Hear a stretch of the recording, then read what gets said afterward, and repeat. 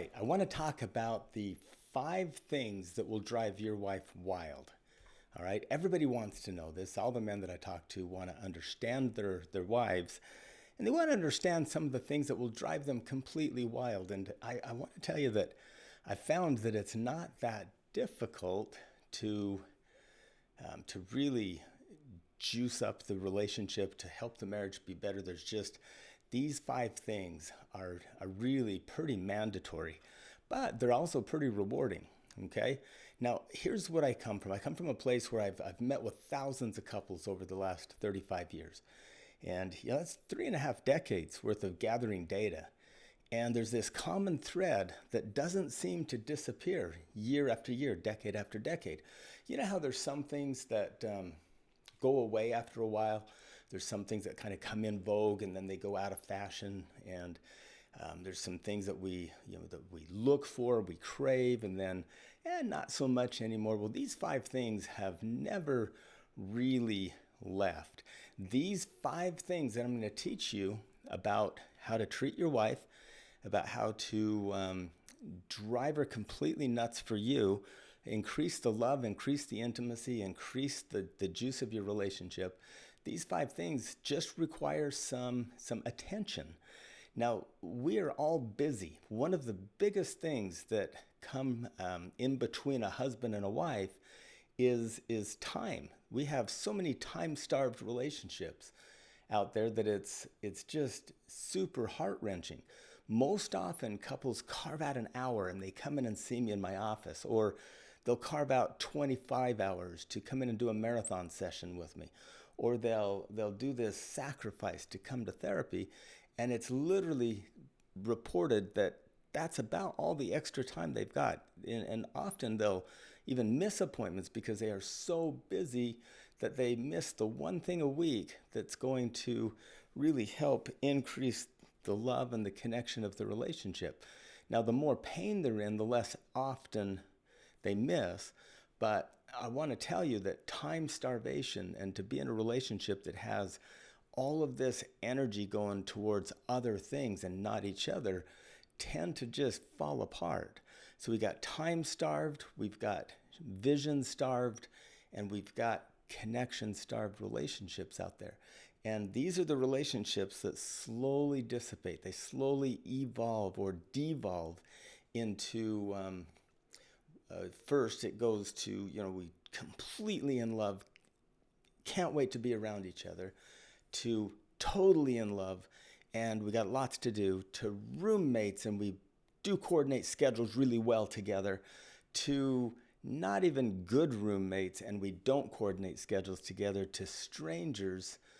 Maybe acquaintances slipped in there first, okay? So it's a slow devolving to horrible.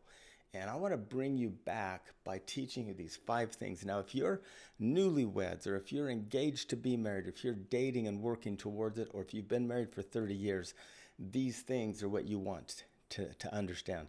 So, man, your wives depend upon a deep connection.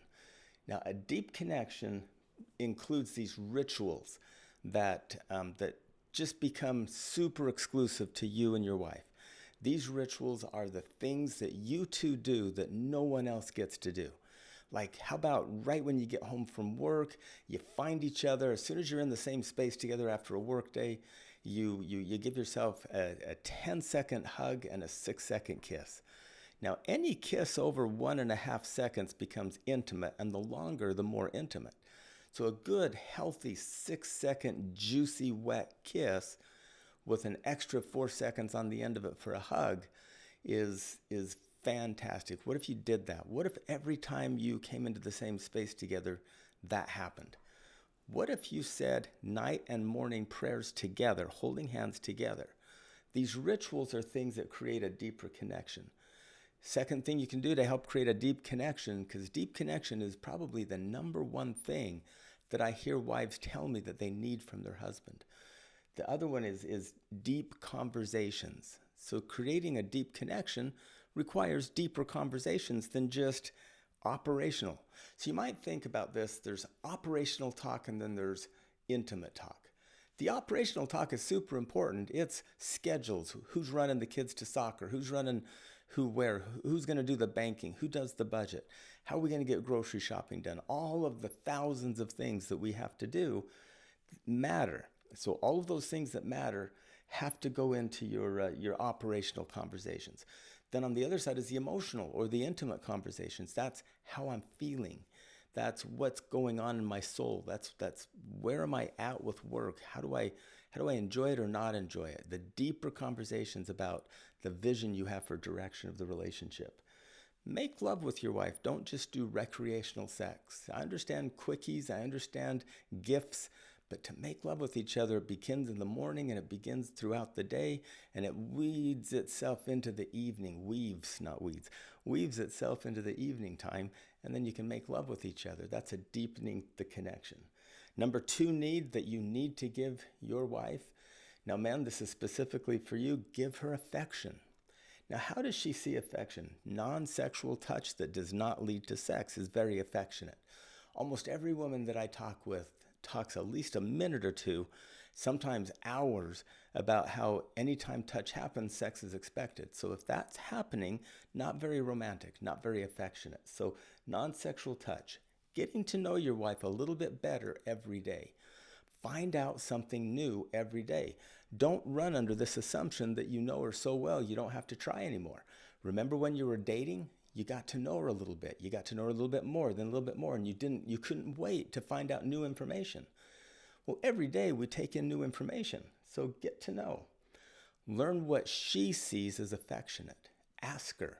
That's one of those connecting conversations. Number 3, now this one we've talked about all throughout, but it's conversation.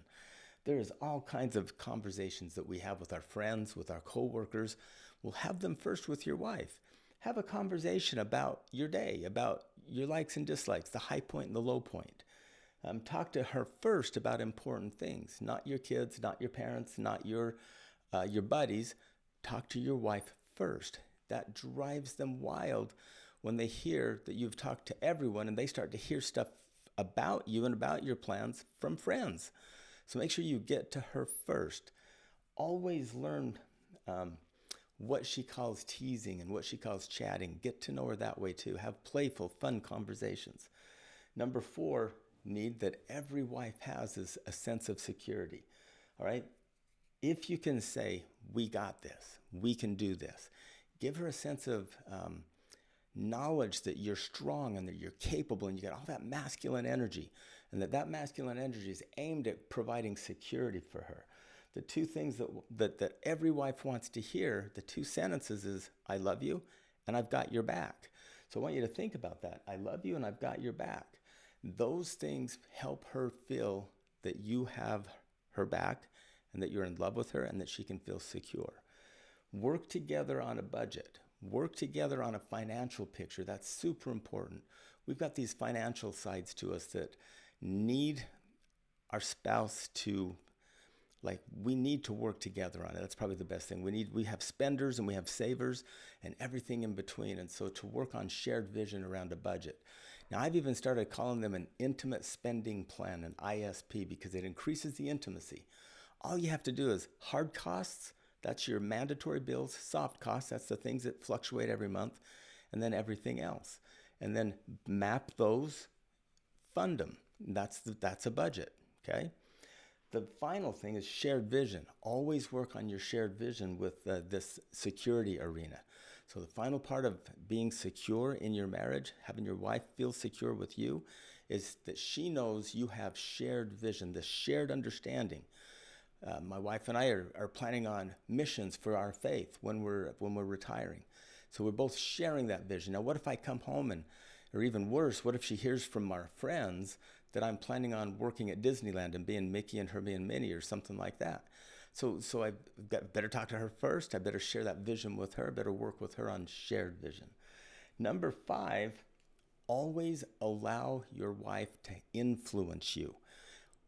Major study by Dr. John Gottman, major study. This is one of the best studies I've ever seen on marriage. And the number 1 thing that men do not do that their wives are good at is allowing influence. So allow her to influence you. Men, if you allow your wife to influence you, if she gives you feedback and you don't just say, you don't understand, guys understand, or you don't understand how hard that is, or you don't, really take it in. Talk with her about her ideas. Talk with her about the things that she wants. She'll always have an opinion. She'll be able to share it with you. And if you mull it around with her, you will find that you can move mountains, because her opinion will be based upon the family, you and her, instead of just a single track of like maybe making more money, or a single track of just getting something done. Make sure before you say yes or no, include her. Make sure that you discuss all the vision, all of the resources, and the daily plan with her first, and allow her to have influence on all of those areas. This was a short video on 5 things that all of you men can do to create an intimate relationship with your wife. These things will drive her wild. You'll have more sex, more intimacy, more fun, more juice in your relationships if you'll do these 5 things. There you go. Thank you so much.